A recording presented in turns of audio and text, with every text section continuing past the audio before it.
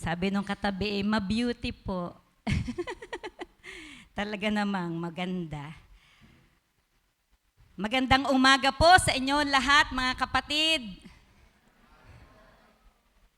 Noong nakaraang linggo po ay natapos natin ang ating serye ng mga mensahe tungkol sa aklat ng conversion na isinulat ni Michael Lawrence. Ang susunod nating series po ay hango sa mga kwento sa aklat ng Genesis. Yun po ang ating sunod na series, yung sa Genesis. Pero tayo daw po ay merong 2 linggong series break. Kung sa school ay may break din, Kaya ngayon at sa susunod na linggo, tatalakayin natin ang 2 paksa na nabuo during preaching class po.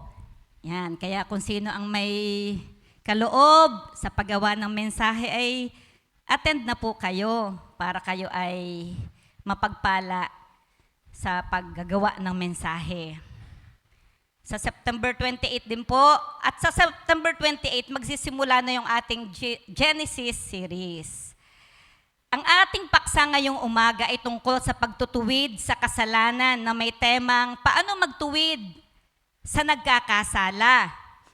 Sa Tagalog diksyonaryo po, ito ay tumutukoy sa layuning maitama o mailagay sa kabutihan ang mga maling gawa. Sino na po sa inyo ang nakapagtuwid ng kapatid? Nahihiya?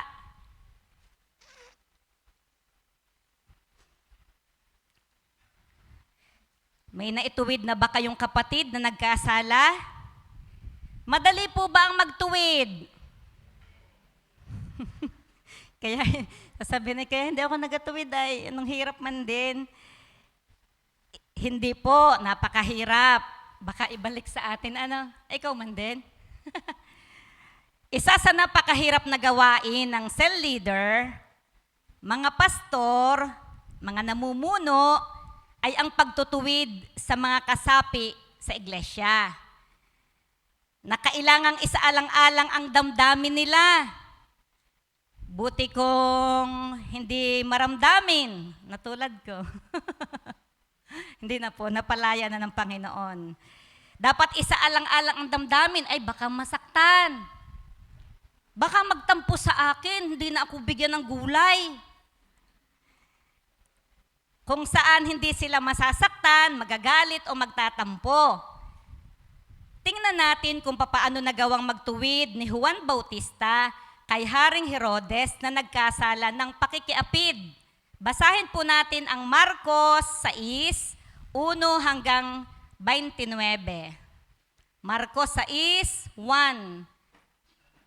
Chapter 6, talata pong 1 hanggang 29. Basahin po natin Marcos 6, 1 to 29. Umalis si Jesus sa lugar na iyon at umuwi sa sarili niyang bayan. Kasama niya ang kanyang mga tagasunod. Pagdating ng araw ng pamamahinga, pumunta siya sa sambahan ng mga Hudyo at nagturo doon. Nagtaka ang maraming taong nakikinig sa kanya. Sinabi nila, saan kaya niya nakuha ang karunungong iyan? At ano ang karunungang ito na ibinigay sa kanya? Paano siya nakakagawa ng mga himala? Hindi ba't ang karpenterong anak ni Maria at kapatid ni Santiago, Jose, Judas at Simon? Hindi ba't ang mga kapatid niyang babae ay dito rin nakatira sa atin? At hindi siya pinaniniwalaan? Sinabi ni Jesus sa kanila, ang isang propeta ay iginagalang kahit saan, maliban sa kanyang sariling bayan. At ang mga kamag-anak at mga kasambahay, iyan ang dahilan kung bakit hindi siya nakakagawa ng himala roon maliban sa ilang may sakit na pinatungan niya ng kanyang kamay at pinagaling. Nagtaka siya sa kawalan nila ng pananampalataya sa kanya. Verse 7 po, nilibot ni Jesus ang mga kanayunan at nangaral sa mga tao. Tinawag niya ang 12 apostol at sinugo sila ng dala-dalawa. Binigyan niya sila ng kapangyarihang magpalayas ng masamang espiritu at ibinili niya sa kanila, huwag kayong magdala ng anuman sa inyong paglalakbay, kahit pagkain, pera o bag. maliban sa isang tungkod. Pwede kayong magsuot ng sandalyas, pero huwag kayong magdala ng bihisan. Kapag pinatuloy kayo sa isang bahay, doon na lang kayong manatili hanggang sa pag-alis nyo sa lugar na iyon. Kung ayaw kayong tanggapin o pakinggan ng mga tao sa isang lugar, umalis kayo roon at ipagpag ninyo ang alikabok ang inyong paa bilang babala laban sa kanila. Kaya umalis ang 12 at nangaral sa mga tao na dapat nilang pagsisihan ang kanilang mga kasalanan. Pinalayas nila ang maraming masamang espiritu at maraming may sakit, ang pinahira nila ng langis at pinagaling. Verse 14 po, nabalitaan ni Haring Herodes ang tungkol kay Jesus dahil kilalang kilala na siya kahit saan. May mga nagsasabi, siya ay si Juan na tagapagbautismo na muling nabuhay, kaya nakakagawa siya ng mga himala. Ang sabi naman ng iba, siya si Elias, at may mga nagsasabi rin na siya isang propeta na tulad ng mga propeta noong unang panahon. 16, pero nang mabalitaan ni Herodes ang mga sinabing iyon ng mga tao, sinabi niya, muling nabuhay si Juan na pinapugutan ko ng ulo. Ipinahuli noon ni Herodes si Juan at ipinabilanggo dahil tinutuligsa ni Juan ang relasyon niya kay Herodias. Si Herodias ay asawa ng kapatid ni Herodes na si Felipe, pero kinuha niya si Herodes bilang asawa. Laging sinasabihan ni Juan si Herodes na hindi tama na kunin niya ang asawa ng kanyang kapatid, kaya nagkimkim ng galit si Herodias kay Juan at gusto niya itong ipapatay, pero hindi niya nagawa dahil ayaw pumayag ni Herodes. Takot si Herodes kay Juan dahil alam niyang matuwid at mabuting tao si Juan, kaya ipinagtatanggol niya ito. Kahit nababagabag siya sa mga sinasabi ni Juan, gustong-gusto pa rin niyang makinig dito. Pero sa wakas ay dumating din ang pagkakataong hinihintay ni Herodias. Kaarawan noon ni Herodes at nagdaos siya ng malaking handaan. Inimbita niya ang mga opisyal ng Galilea, mga komander ng mga punong Romano at iba pang mga kilalang tao roon. Nang oras na ng kasiyahan, pumasok ang anak na babae ni Herodias at nagsayaw. Labis na nasiyahan si Herodes at ang mga bisita niya. Kaya sinabi ni Herodes sa dalaga, humingi ka sa akin ng kahit anong gusto mo at ibibigay ko. At sumampa pa siyang ibibigay niya sa dalaga kahit ang kalahati ng kanyang kaharian. Lumabas muna ang dalaga at tinanong ang kanyang ina kung ano ang hilingin niya. Sinabihan siya ng kanyang ina na hingin mo ang ulo ni Juan na tagapagbautismo. Kaya dali-daling bumalik ang dalaga sa hari at sinabi, gusto ko pong ibigay ninyo sa akin ngayon din ang ulo ni Juan na tagapagbautismo na nakalagay sa isang bandehado. Labis itong ikinalungkot ng hari, pero dahil langako siya sa harap ng mga bisita niya, hindi siya makatanggi sa dalaga. Kaya pinapunta niya agad sa bilangguan ng isang sundalo upang dalhin sa kanya ang ulo ni Juan. Pumunta ang sundalo sa bilangguan at pinapugutan ng ulo si Juan. Inilagay niya ang ulo sa bandehado at ibinigay sa dalaga, at ibinigay naman ito ng dalaga sa kanyang ina. Nang mabalitaan ng mga tagasunod ni Juan ang nangyari, kinuha nila ang kanyang bangkay at inilibing. Ang pakikiapid po sa English ay adultery. Ayon po sa Merriam-Webster Dictionary, ang kahulugan nito ay adultery means a voluntary sexual intercourse between a married person and someone other than that person's current spouse. Pagtataksil sa asawa. May asawa pero sumasama o sumama sa iba. Gusto kong ipakilala muna sa inyo si Juan Bautista at kung ano ang kanyang kaugnayan kay Haring Herodes, kung bakit niya ito nagawang ituwid. Kung babasahin po natin sa Mateo 14:1-12 at Marcos 6:14 hanggang 29, ganun din po yung kwento.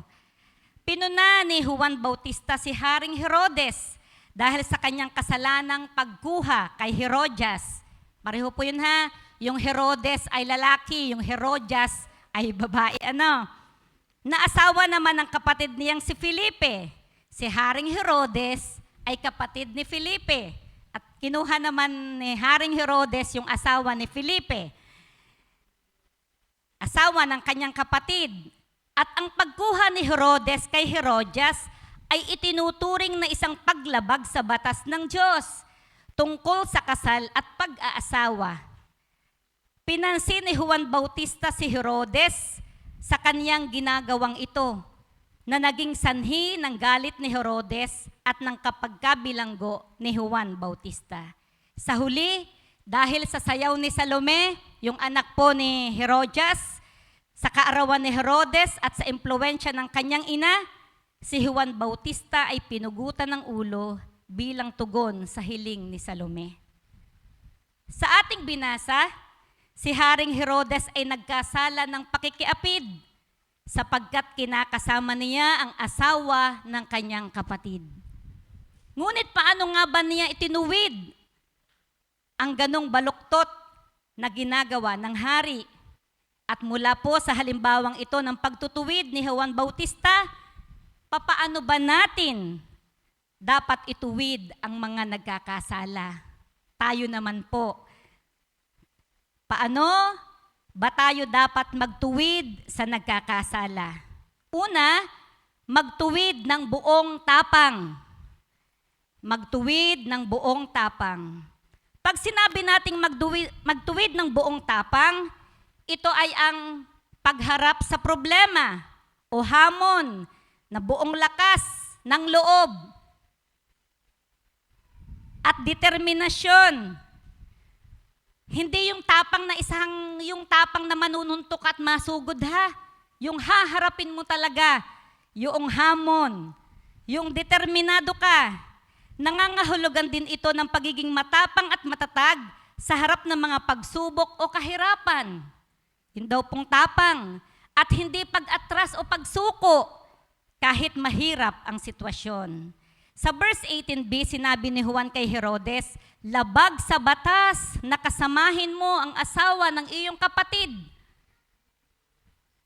Ang sabi po sa English Standard Version, for John been saying to Herod, it is not lawful for you to have your brother's wife. Buong tapang si Juan na nagtuwid sa hari. Anong klaseng tapang meron si Juan upang itong hari ay sabihan na niya? Sabi niya, hari, labag po sa batas ang inyong ginagawa. Buong tapang ano? Sabihin mo dyan sa katabi mo, kaya mo yun. Walang katabi. Bihira sa tao ang may tapang na pagsabihan ang mga kapatid. Yan yung sabi man din kanina natin, nakapagtuwid na baga tayo. Bihira po sa atin ang magtuwid ng kapatid pag siya ay nagkakasala.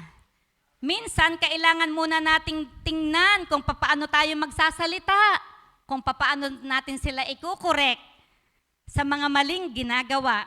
O sasamdamin muna natin, timing ba ako?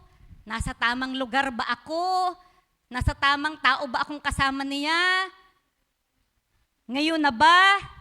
Ngayon ko na ba siya itutuwid? Ay hindi pa. Ayan, pamuna-muna. Hindi na nagawa.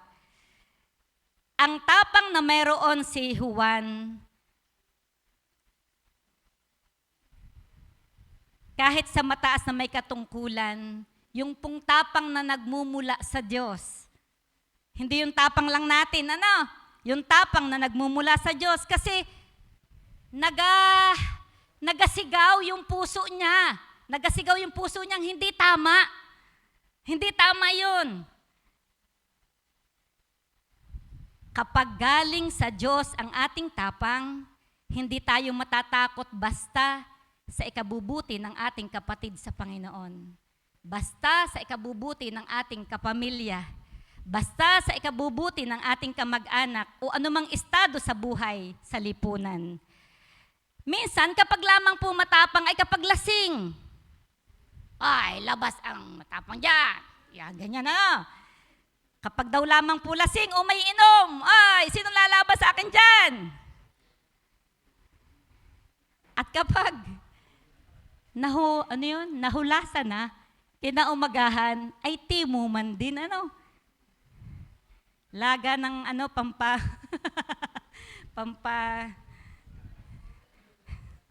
yan.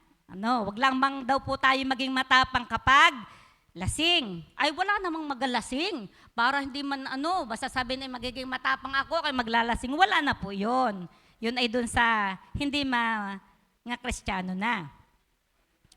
Dapat daw po'y magiging matapang dahil sumasa atin ang Espiritu ng Diyos, hindi Espiritu ng alak. Yan. Sa halip, pagkaroon tayo ng buong tapang na sabihan, kapatid, mali man din yan. Ano baga ang inuutos ng Diyos? Yan. Di ba ang mamuhay ng banal at nakalulugod sa Kanya? Ang sabi po sa unang Korinto 6:18-20, iwasan mo ang imoralidad. Ang ibang kasalanang nagagawa ng tao ay hindi nakakasira sa katawan. Ngunit ang gumagawa ng imoralidad ay nagkakasala laban sa sarili niyang katawan. Hindi ba niyo alam na ang inyong katawan ay templo ng Espiritu Santo na nasa inyo at ipinagkaloob ng Diyos sa inyo? Hindi ninyo pag-aari ang inyong katawan, sapagkat binili na kayo sa isang halaga, kaya't gamitin ninyo ang inyong katawan upang maparangalan ang Diyos. Saan ba daw natin dapat po nagamit ang ating katawan? Sa pagsamba at pagluwalhati sa Panginoon. Ang katawan natin ay templo ng Espiritu Santo. Banal ang nananahan sa atin. Kaya, panatilihin nating malinis ang ating katawan, ang ating puso, ang ating isip. Hindi tayo magawa ng mga bagay na ikakadumi ng ating sarili. Bagkus, inapili nating gawin kung ano ang makakapagluwalhati sa pangalan ng Diyos. Ano daw po? Inapili nating gawin ang nakakapagbigay luwalhati sa pangalan ng Diyos. Kaya, kung nagkakasala ang ating kapatid, buong tapang natin silang ituwid. Huwag nating tingnan lamang sila. Ay, si Ay, ayun na lang. Kung mahal natin sila, itutuwid natin sila ng may buong pagmamahal. Masasabi kong isang pagmamahal sa kapatid ang ipinakita ni Juan Bautista sa hari. Kung hindi niya mahal yon, hindi na niya sasabihan ng labag sa batas ang kanyang ginagawa at pababayaan na lamang niya yon.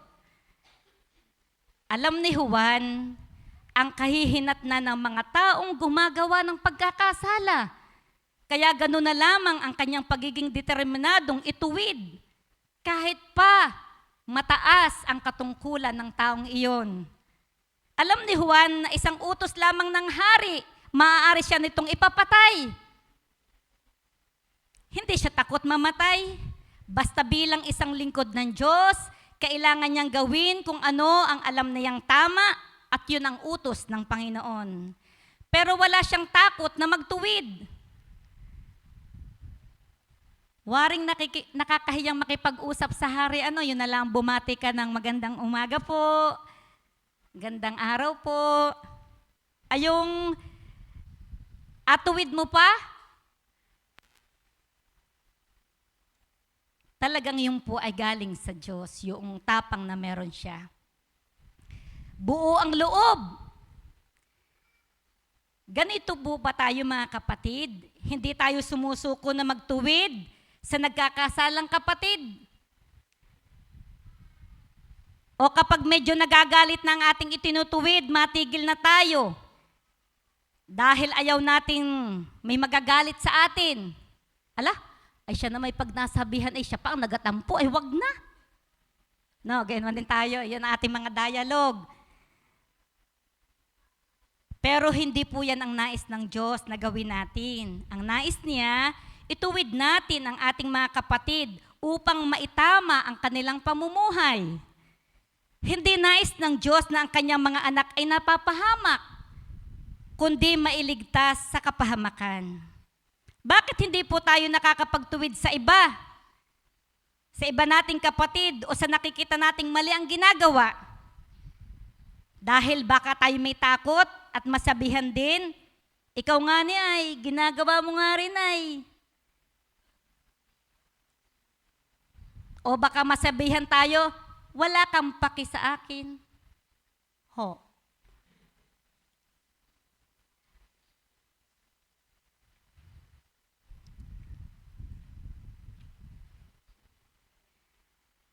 Dapat po ay tayo ay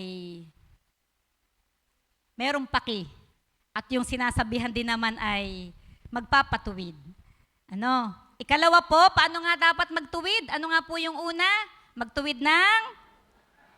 Yan. Pangalawa naman, magtuwid ng walang sawa. Magtuwid ng walang sawa. Ang sabi po sa verse 18, binanggit, sapagkat laging sinasabi ni Juan kay Herodes. Babasahin ko din po sa King James Version, for John had said unto Herod, kapag sinabi nating lagi, paulit-ulit, hindi nalipas asang araw na hindi sinasabi, palaging nasasambit. Marahil pag nagkikita sila, ay napaalaala lagi ni Juan, labag sa batas, nakasamahin mo ang asawa ng iyong kapatid. Inaulit-ulit itong sabihin ni Juan. Pag nakita uli, sasabihan na uli, labag sa batas ang ginagawa mo. Ano pong ibig sabihin? Hindi niya inatigilan. Dahil hindi naman natigil.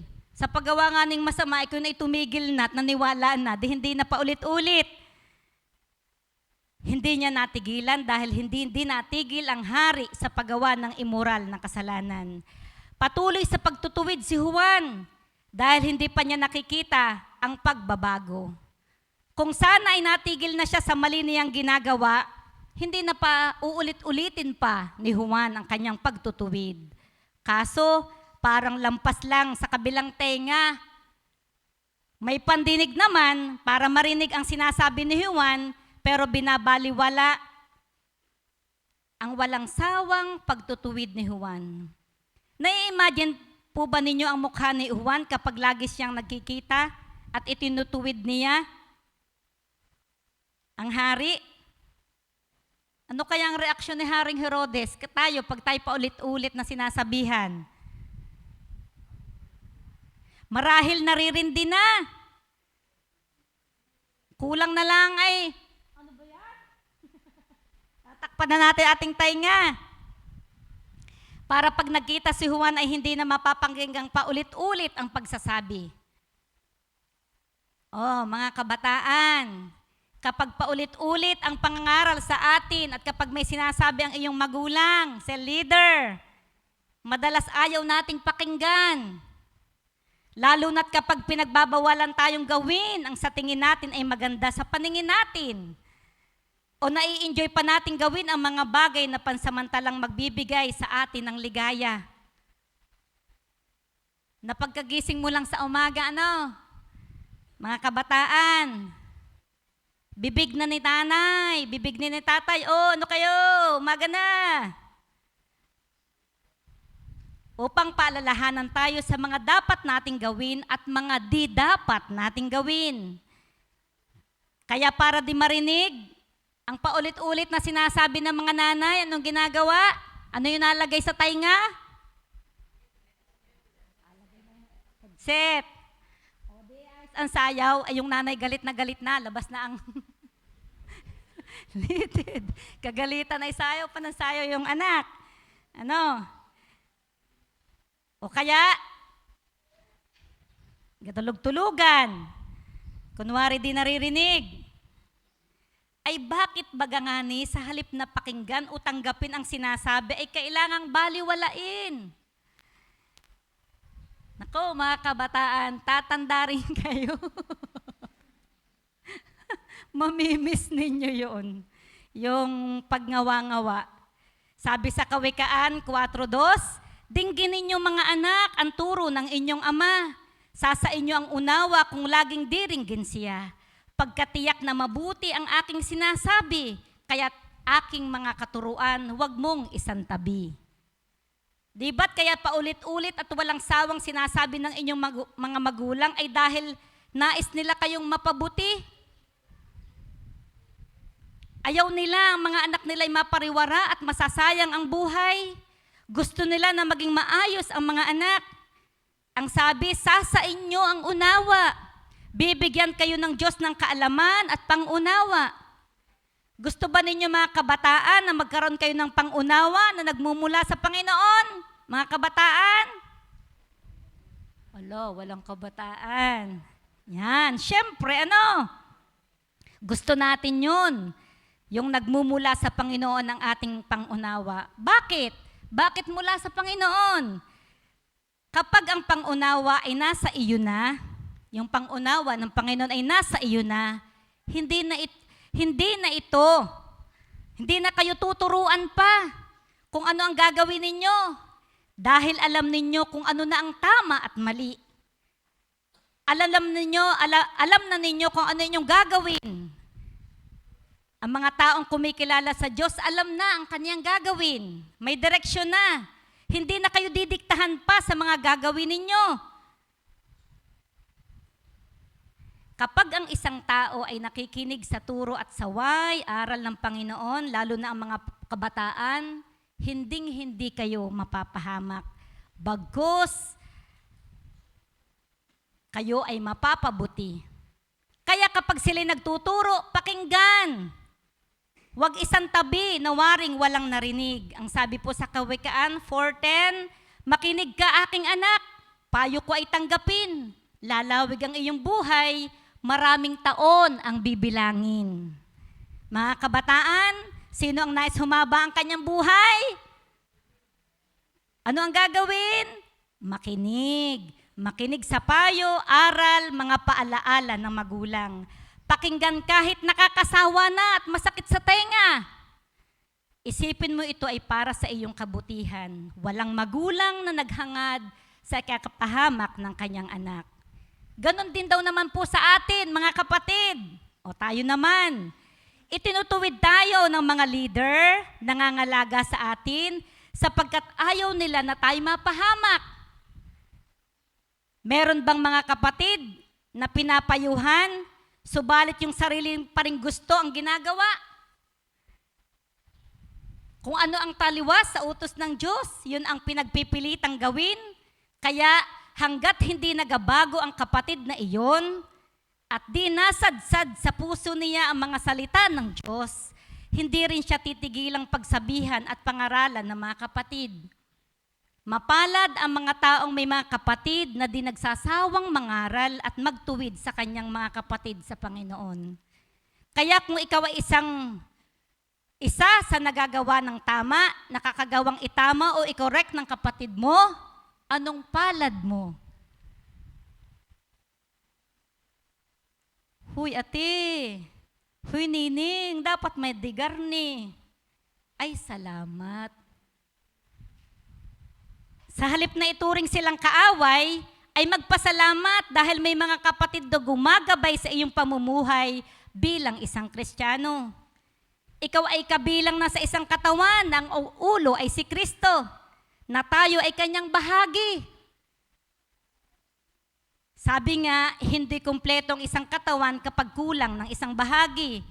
Kung may sakit na espiritual, ang isa, sakit din yun ng iglesia. Kaya mga kapatid, nakakasawa na bang pakinggan ang payo ng pastor? Ay, si pastor, maiwas ako. Sasaway na naman ako. Matitira na naman ako. Ang sabi ngayon ay mababangbang ako. Yung mga sa leader natin na nagatuwid. Dinggin daw natin ang kanilang sinasabi sapagkat yun ay sa kanilang ikabubuti, sa ating ikabubuti.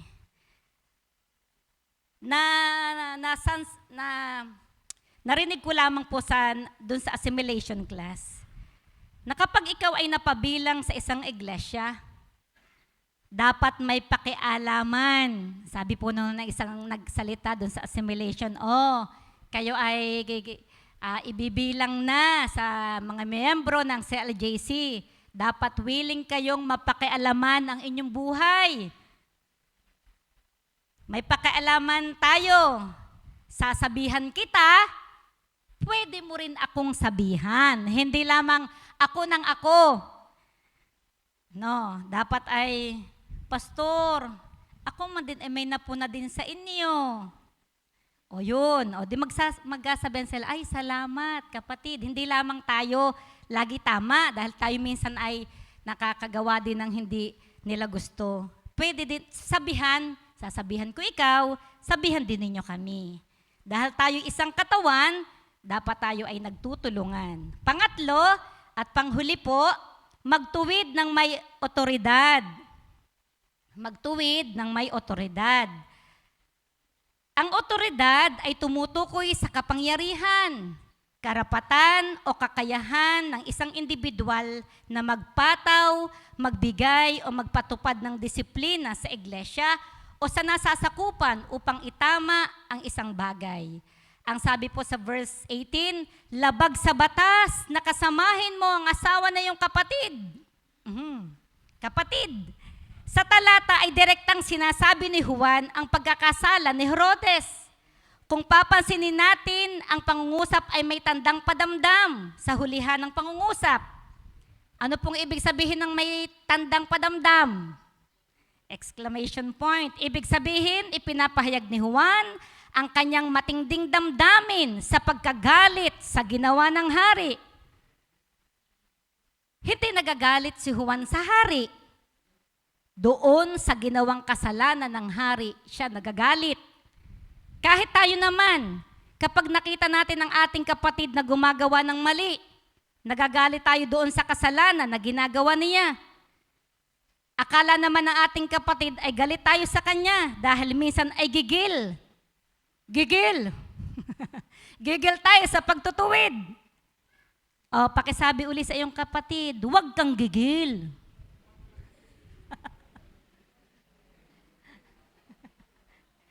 Ay paano pag minsan, pag nagtutuwid man din ay talagang parang nakakagalit nga ni. Ano? Ikaw man din ay nakita kong ano. Ay gano'n na, parang, pero huwag daw pong ganoon, huwag gigil. Ang pagtutuwid ni Juan ay may diin. Iba po yung may diin at sa gigil. Ano? At pag tayo gigil, sasabihin natin, hindi man, may diin lamang. Iba pala yung diin at gigil. Hindi pala lamya-lamya. May otoridad, yung tipong kapag nagsalita ay tiyak na papakinggan o paniniwalaan ng kanyang kausap. Madiin pero hindi naman nagmumura. Para kay Juan, hindi mahalaga kung mataas ang katungkulan ng kanyang sinasabihan. Basta masabi niya kung ano ang tama at masabi niya sa hari ang pakikiapid na ginagawa nito. Marahil ang saloobin ni Juan, kahit siya ay hari, kung siya ay nagkasala, bakit ako natatakot na siya ay ituwid? Kung ang inalabag naman niya ay ang salita ng Diyos. Si Juan ay binigyan ng Diyos ng kakayahan na magtuwid sa nagkakasala. Kakayanan na magtuwid gamit ang salita ng Diyos. Ito'y matatagpuan natin sa aklat ng kasulatan sa Biblia. Ang sabi po sa Experiencing God, ang Biblia ang pinagmumulan ng ating otoridad patungkol sa ating mga paggawa. Hindi ka maaaring umasa sa mga tradisyon, iyong karanasan o karanasan ng iba upang maging wastong otoridad tungkol sa kalooban at mga pamamaraan ng Diyos.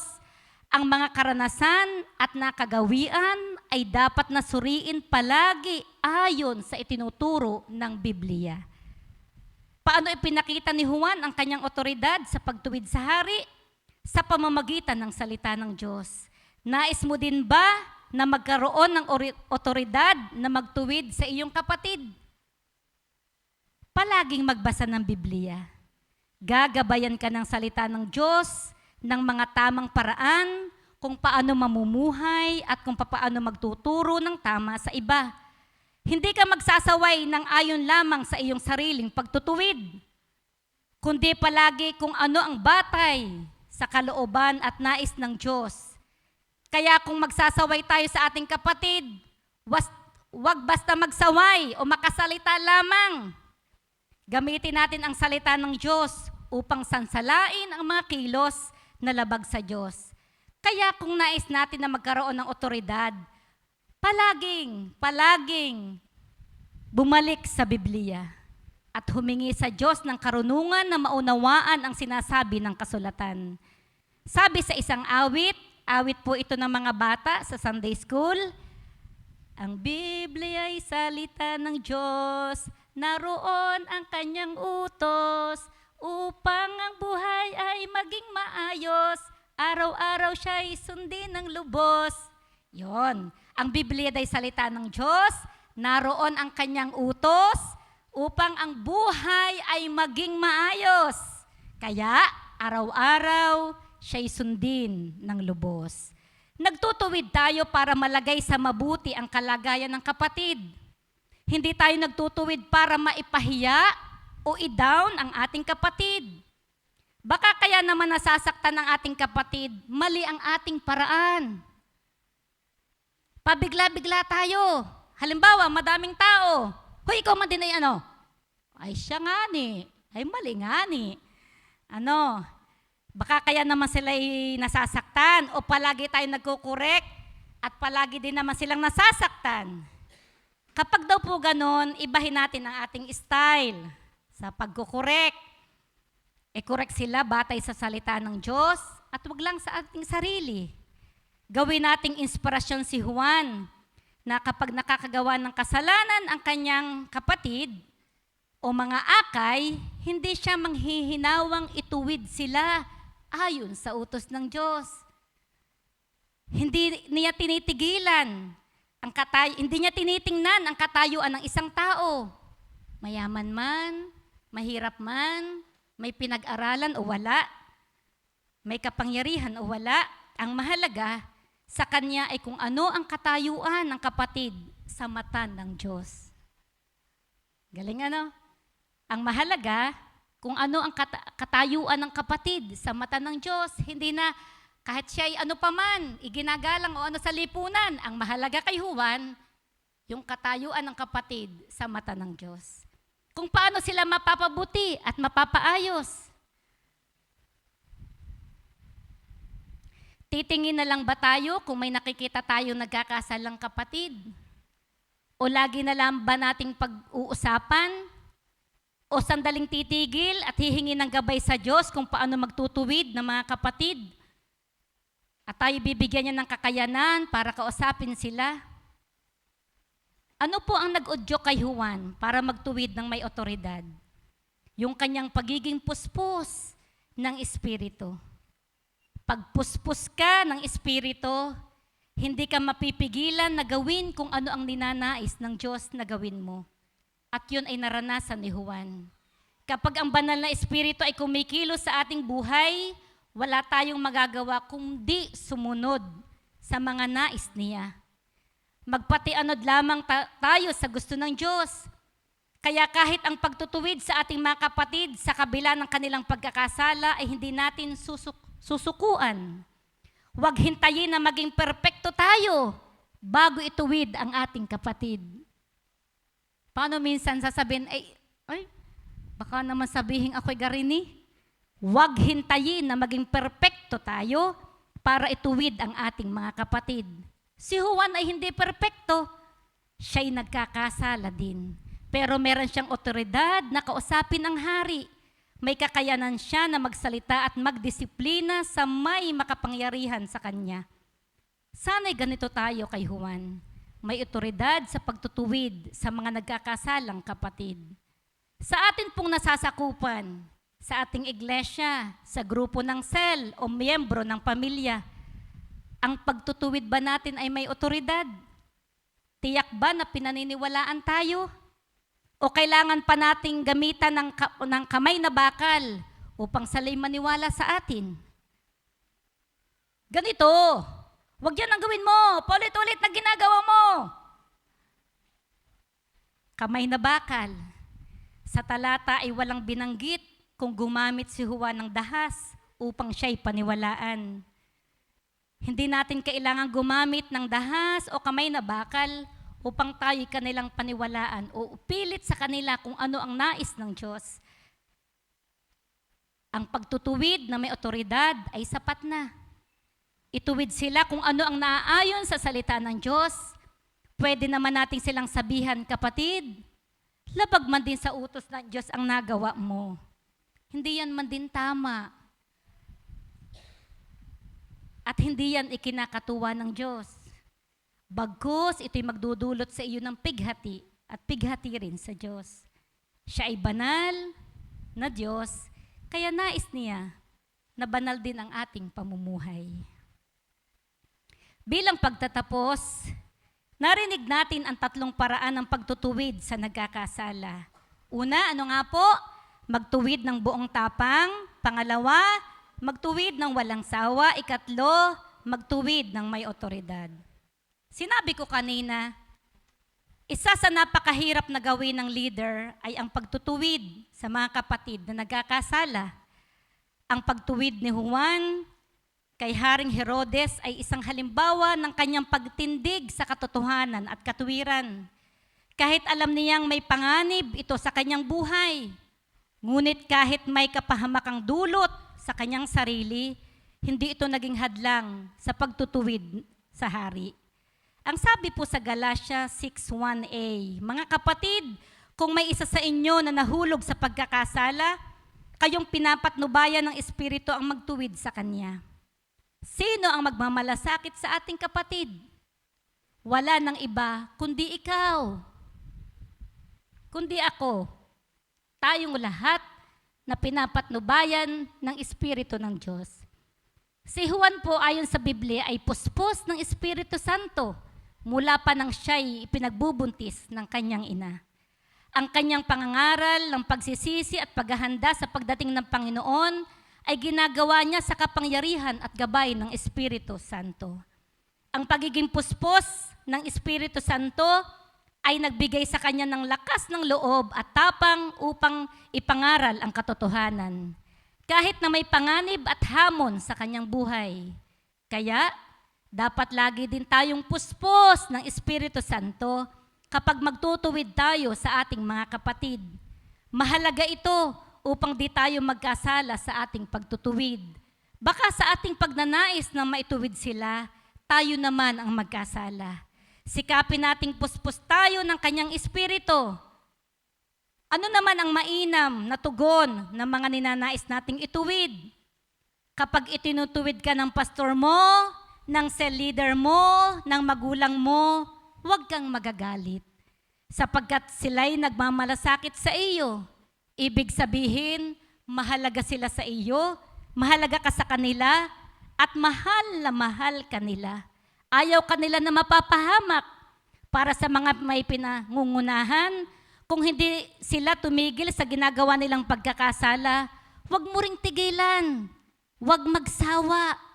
Paulit-ulit mong sabihan at ipaalala ang katotohanan sa sinasabi ng banal na kasulatan. Ang salita ng Diyos sa kanya hanggang sa maging aware sila at na mali ito. Huwag natin silang tigilang idalangin sa Diyos, dalhin sila sa pag-amin sa kasalanan at akayin sa totoong pagsisisi hanggang sa maliwanagan ang kanilang nadirimlang pag-iisip at unti-unti silang baguhin ng Diyos ang kanilang nagmamatigas na puso. Sa gayon, sila'y mapapanumbalik sa Diyos. Sa mga mahal natin sa buhay na napapahamak at hindi pa kinikilos ng Diyos, huwag nating tigilang silang idalangin sa Diyos. Huwag natin silang tigilang dalhin sa paanan ng krus. Alam ng Diyos kung kailan ang tamang panahon para sila'y baguhin. Gawin natin kung ano ang ating part bilang kanilang mga mahal sa buhay at kapatid sa Panginoon. Kung patuloy sila sa paggawa ng mali, basta tayo, patuloy din sa pag-alalay sa kanila at pagsasabi sa kanila. Ang sabi po sa Santiago 4:17, kaya't ang nagkakaalam ng mabuti na dapat niyang gawin at hindi niya ginawa, ito ay kasalanan para sa kanya. Malinaw na sinasabi sa talata na kung alam natin ang tama pero hindi natin ginawa, tayo nagkakasala pa rin. Kaya gawin natin kung ano ang tama. Kung nakikita ang kapatid na nagkakasala, kausapin ng sarilinan. Ipaunawa ang pagkakasalang nagawa. Akayin sila sa totoong pagsisisi. Hayaang ma-realize nila ang kanilang pagkakasala hanggang sa sila'y lubusang magsisi at humingi ng tawad sa Diyos. Tumalikod sa kasalanan at magkaroon ng totoong pagsampalataya kay Kristo bilang kanilang Panginoon at Hari ng kanilang buhay. Gawin mo ang parte mo bilang isang mamamayan ng langit, and God will take His part. Hanggang isang araw, mamamangha tayo sa gagawin ng Diyos para sa mga mahal natin sa buhay, para sa mga itinutuwid.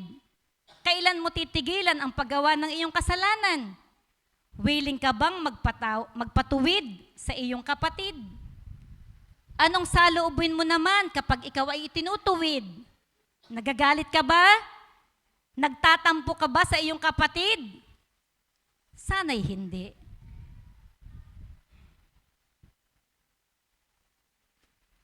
Naway maging willing ang ating puso na magpatuwid sa ating kapatid. Hihintayin po ba natin ang Diyos pa magdisiplina sa atin? Kapag ang Diyos ang nagtuwid sa atin, anong mabuting tugon na dapat nating gawin? Ang sabi sa Hebreo 12:5b, anak ko, huwag mong baliwalain ang pagtutuwid ng Panginoon. At huwag kang panghihinaan ng loob kapag ikaw ay dinidisiplina niya. Sapagkat dinidisiplina ng Panginoon ang mga minamahal niya at pinapalo ang itinuturing niyang anak. Ano daw po mga kapatid? Huwag baliwalain ang pagtutuwid ng ating Panginoon. Pag sinaway tayo sa una pa lang, maniwala na. Huwag nang patatagalin pa ang ating pagkakasala. Itigil na ang kasalanan at kapag dumaraan tayo sa pagdisiplina, huwag tayong panghihinaan ng loob. Huwag man lulupaypay sapagkat tayo itinutuwid ng Diyos dahil tayo'y kanyang mga anak. Mahal niya tayo. Ang isang anak na dinidisiplina ng kanyang magulang ay mahal na anak. Kaya pag napalo natin ang ating mga anak at ipinaunawa natin na mahal natin sila, kaya natin sila pinapalo. Ganon din naman sa Diyos. Tayo'y kanyang mga anak. May karapatan siyang ituwid tayo sa ating pagkakamali. Kung dumaranas man tayo ng pagpalo o pagdisiplina, huwag natin itong ikalungkot. Isipin natin na mahal tayo ng Diyos. Siya'y Ama na nagmamahal sa kanyang mga anak. Manumbalik tayo sa Diyos sa kabila ng ating mga pagkakasala. Huwag nating hayaang malayo tayo sa Diyos nang dahil sa ating mga kasalanan. Magsisi sa mga kasalanan, lumapit sa Diyos, at muli asamin ang presensya ng Panginoon sa bawat araw. Hindi ko po alam kung saan at papaano tayo kinatagpo ng Diyos ngayong umaga. Hindi ko po alam kung papaano natin i-apply ang lahat ng ito. Pero salamat sa Diyos sa kanyang salita na patuloy na nagtuturo sa atin at patuloy na nagtutuwid sa atin. Salamat po. Muli, magandang umaga po sa ating lahat mga kapatid. Sa Diyos po ang lahat ng kapurihan.